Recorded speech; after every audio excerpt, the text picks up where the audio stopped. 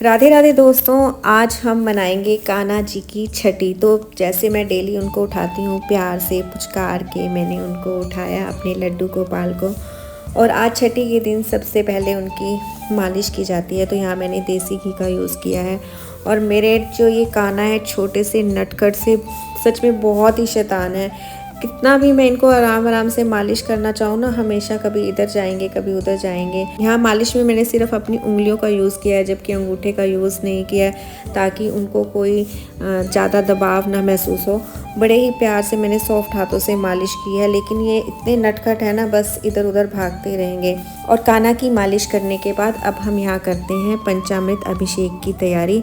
तो यहाँ पर मैंने दूध लिया है। दूध ये कच्चा दूध है, और साथ में ली है दही, और ये थोड़ा सा घी अभी ये थोड़ा जमा हुआ है, इसको मेल्ट करना पड़ेगा। और ये है शहद और साथ में बूरा शक्कर। और यहाँ पर मैंने ये जो पानी लिया है, ये हल्का सा गुनगुना सा पानी है, और ये फ्रेश जल है, जिसमें कि मैंने फूल और गुलाब जल और गंगा जल मिलाया है। तो अब हम यहाँ पर कन्हैया का स्नान कराएंगे।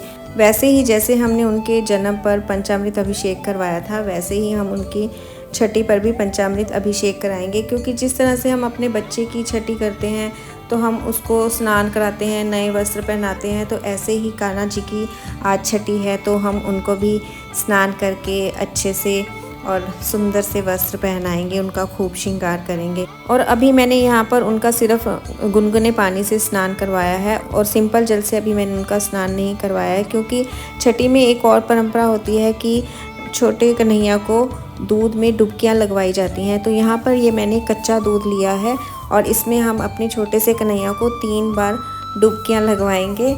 और फिर इस दूध को हम अपने खाने में यूज़ कर सकते हैं, जैसे कि हम शेक बना सकते हैं, या हम दूध को नॉर्मल एज ए प्रसाद इसको इस्तेमाल कर सकते हैं। तो यहाँ पर मैंने दूध से स्नान करने के बाद अब उनको सिंपल जल से, जिसमें कि गुलाब जल मिला हुआ है, उस जल से इनको स्नान करवाएंगे। तो यहाँ पर हमारे कन्हैया का पंचामृत अभिषेक हो गया है। तो बड़े ही सॉफ्ट हाथों से अब हम उनको स्पंजिंग करेंगे। पंचामृत अभिषेक से वैसे भी इनमें एक अच्छी सी चमक आ जाती है।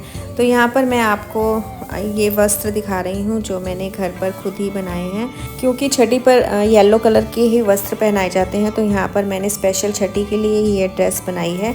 साथ में ये पगड़ियों के कपड़े हैं, और ये पग अटैचमेंट है। बहुत ही प्यारी ड्रेस है, और ये मैंने ड्रेस पहना दी है अपने छोटे से लड्डू को। बहुत अच्छी फिटिंग आई है इस ड्रेस की। अच्छा, आप मुझे ये बताइए, जब हम ड्रेस डालते हैं, ये जैसे बीच में जो पार्ट होता है, खुला हुआ पार्ट होता है, कई लोग ये पार्ट पीछे रखते हैं और कई लोग ये पार्ट आगे रखते हैं। जब भी मैं अपने कन्हैया को ड्रेस पहनाती हूँ तो मैं ये खुला पार्ट हमेशा आगे रखती हूँ, क्योंकि जैसे हम शर्ट पहनते हैं और अगला पार्ट हमारा शर्ट का खुला हुआ होता है, पीछे से बंद होता है, तो उसी तरह से ड्रेस मैं पहनाती हूँ अपने लड्डू को। आप कैसे पहनाते हैं अपने कन्हैया को, मुझे कमेंट में ज़रूर बताइए। और यहाँ मैं पगड़ी बांध रही हूँ अपने कन्हैया की। वीडियो ज़्यादा लंबी ना हो जाए, इसलिए मैंने इसको फास्ट फॉरवर्ड कर दिया है। और ये पगड़ी बन गई है, और साथ में अटैचमेंट भी लगा दिया है, और मोरपंख जो तो हमारे कन्हैया का खास है। छोटा सा टीका लगाएंगे और हमारे कन्हैया का श्रृंगार पूरा हो गया है।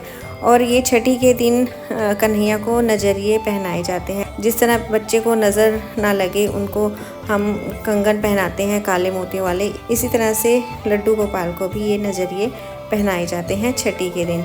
और साथ में ये हमारे कन्हैया की छोटी सी बांसुरी, जिसको अब हमारे कन्हैया बजाना शुरू करेंगे, क्योंकि वो 6 दिन के हो गए हैं। और आज छठी के दिन विशेष भोग लगता है कड़ी चावल का। तो यहाँ मेरी कड़ी भी बननी रख दी है मैंने, कन्हैया मेरे तैयार हो गए हैं।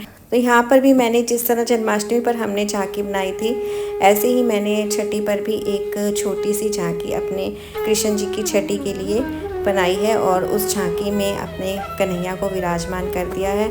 सबसे पहले तो हम अपने कन्हैया की आरती उतारेंगे। वैसे तो मंगला आरती हम कर चुके हैं, लेकिन इस समय क्योंकि हमने उनका पंचामृत अभिषेक करवाया है और श्रृंगार किया है, तो इस समय उनकी श्रृंगार आरती करवाई जाती है। और साथ में ये उनका प्रिय मोरपंख जो मैंने उनके पास ही रख दिया है, और यहाँ पर हम उनकी आरती कर रहे हैं।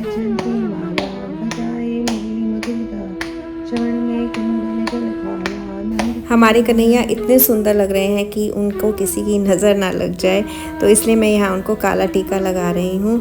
और अब हम लगाएंगे उनको भोग, जो आज के दिन लगाया जाता है कढ़ी चावल का। और ये कुछ मिठाइयाँ और फ्रूट्स हैं जिनका मैंने भोग लगाया है अपने लड्डू गोपाल को। तो आज के दिन ही यानी छठी के दिन ही जो लोग नए लड्डू गोपाल लाते हैं उनका नामकरण होता है। जैसे कि नए बच्चे का नामकरण हम छठी वाले दिन करते हैं, उसी तरह जिन्होंने जन्माष्टमी पर उनकी स्थापना की होती है वो उनका नामकरण करते हैं। कोई प्यार से उनको माधव बोलता है, कोई कन्हैया बोलता है, ये आपकी अपनी इच्छा है, आप उनको किसी भी नाम से पुकारें। हैं तो हमारे वो छोटे से प्यारे से लड्डू। तो इस तरह से मैंने ये छठी का त्यौहार बनाया अपने घर पर। मन में बहुत ही खुशी होती है, सुकून मिलता है और आनंद आता है जब हम कन्हैया की इस तरह से सेवा करते हैं। और आपको भी ये वीडियो देखकर बहुत ही आनंद आया होगा, और आनंद आया होगा तो प्लीज़ ज़रूर कमेंट करके बताइए। आप सबको भी कान्हा की छठी की बहुत शुभकामनाएं। राधे राधे।